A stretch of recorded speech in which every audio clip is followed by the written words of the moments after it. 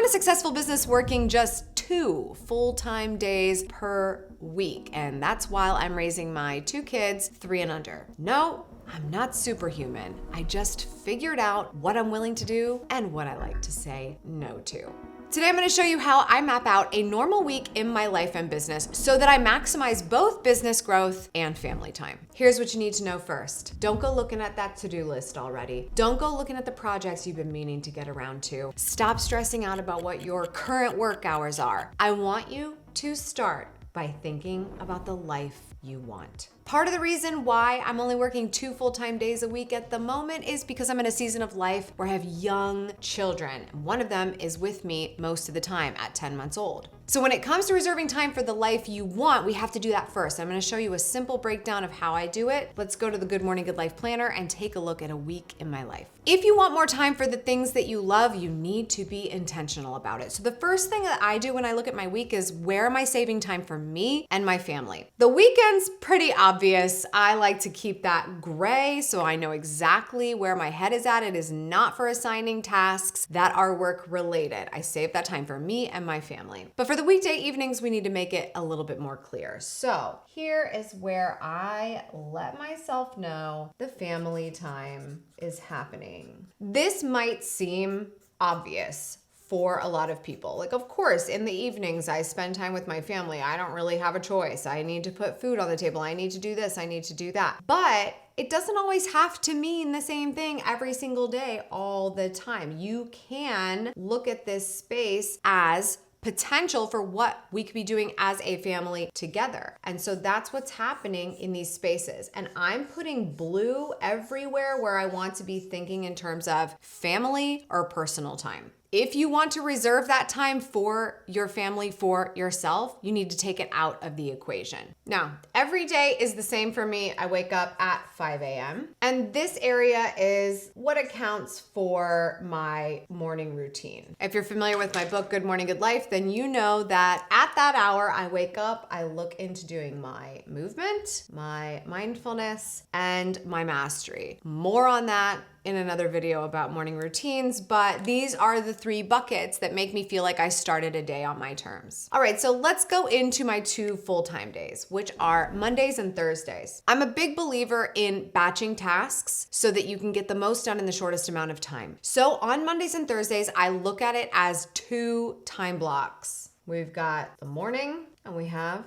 the afternoon. So the main thing to know about Mondays and Thursdays is because I don't have to worry about the baby being around or anything that might resemble multitasking, which I really don't believe in anyway, is I have to do my deep work on these days. But I also have to have appointments with people. I have to meet with people because the more intentional I can be on the calls that I have, the better. So I have to find those pockets in those 4 time blocks. So here's how this typically works. I don't like to meet with anyone on Mondays. I start my week on the deepest of deep work. What it typically looks like is filming, usually episodes of Amy TV. So for instance, this week I filmed Amy TV 12 and Amy TV 13. You don't know what those numbers mean. We number all of our episodes so we can keep track of them from a project management standpoint. This is the case 98% of the time. Every once in a while, I will have to swap out one of these batches into something else, depending on what's going on. But for the most part, the rule of thumb is Amy needs to shoot, so let's assign those things to her on a Monday when she has total focus time and she knows it's camera ready day and all that kind of stuff. Thursdays in the afternoon, I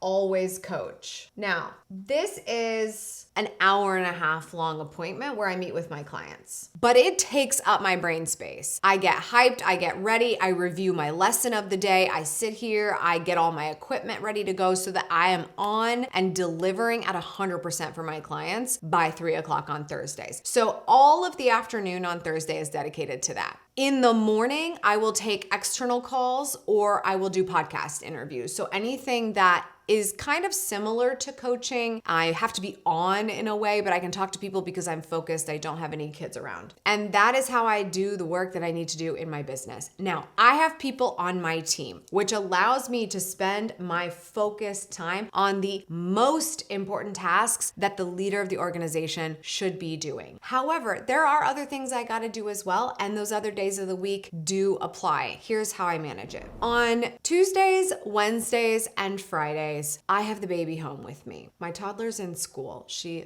loves it. She's getting so smart. It's unbelievable. My 10-month-old is with me though. Fortunately, we've done great with sleep training and she takes excellent naps. So I look at these days as 2 short blocks of time that I can leverage. We have nap 1 and nap 2. Quick reminder, this is the season of life I'm in right this second. Nap 1 is about to go out the door. She's getting older. These naps fall off as they get older. She's gonna be a 1 nap kid soon. So all of this is a moving target. I just have to work with where I'm at in my life right now and make the most of the time that I have. This is what it looks like at the moment. So now I'm gonna make sure I'm very focused and I'm gonna mark out that family time. In the morning, I've got baby. So I'm not thinking about multitasking. I'm thinking about things that we do together. Sometimes she watches me do a workout when she's awake, and that's just how it goes. Maybe it's a good time for me to do that depending on if she is okay, and it's possible for me to do some push-ups while she plays with the toys on the floor. But when I look at that nap time, I think about how can I optimize that for the absolute most important thing that I need quiet for. It is unlikely I'm going to be able to shoot a video during nap time. I used to be able to do that, but it's because there were many naps and I wouldn't get as frustrated. When you really only get an hour to an hour and 15 minutes of time that she is asleep, I'm not coming down here to shoot a video. It's just too likely that things will go awry and then the whole piece is gonna get scrapped. So that's why I have to do my shooting on Monday. But I can look at these other blocks for things that matter but can be a little bit more fluid. So something I always do is my own business or self-development during the nap block on Wednesdays. And what that looks like for me is either being coached by my business coach or doing some other self-education at that time. Usually I have a live call to join with my business coach, or I will review a replay, go through a course, do some kind of research. What am I doing for personal development here that is helping my business grow? I also do my weekly review on Fridays, which you may have seen a video here on this channel of what that looks like. So that's something that I always do, but it can move if I need it to be a little bit more flexible. I just usually do it on Fridays, so I plan for the following week and I get all the mail sorted and just details of life handled. On Tuesday mornings, I do team leadership training. So my team knows that every Tuesday we will meet and I will teach them something, whether it's something how to do it in the business, a way to make their life better. I do things that build my team, makes them better people, makes them better on my team, and therefore they get better at their work and doing things for me when I literally can't give up all my time to do all the things. The more efficient they get, the better the entire organization is. And then I have a few open moments left for deep work. Am I doing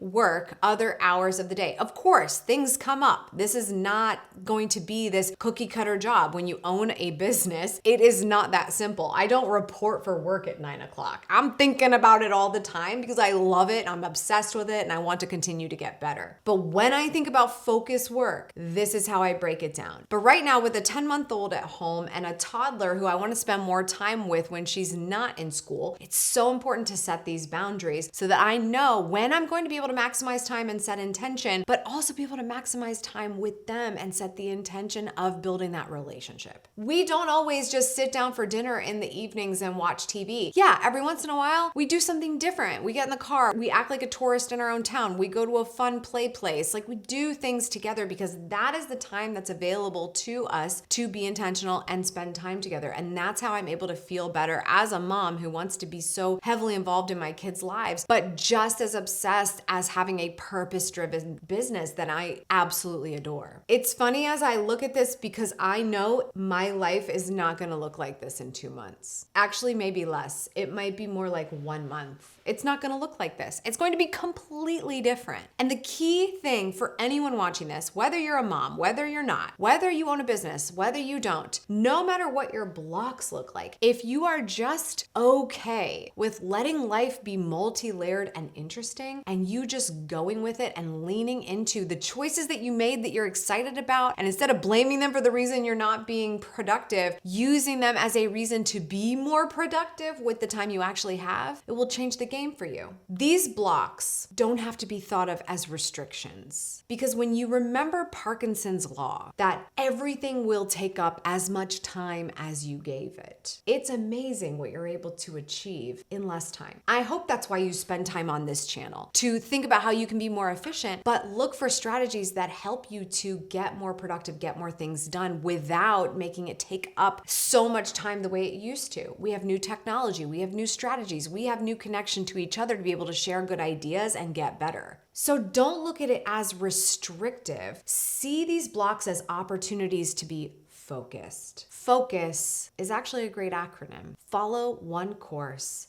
until success. If this time block was meant for one thing and one thing only, could you get to the checkbox at the end of the hour? If you can, you've learned how to do something to the best of your ability, but not perfected, because there's so much more you can do if you make the most of your time. The only thing that's not on here is my sleep hours. And so the way that I make sure that I check the box on that is I go to bed at the same time every night, so that I know that I'm going to wake up to the best of my ability from an energy standpoint. And to keep you in alignment with your time blocks, look at how you can make a priority list. I have this in my planner written as today's priorities, but this list of 3 things is actually something I call the win list. It's something I write every night, usually right before bed. And that's when I come up with the 1 to 3 things that if I do them on that day is considered a huge win. So for this Monday, it was film 12.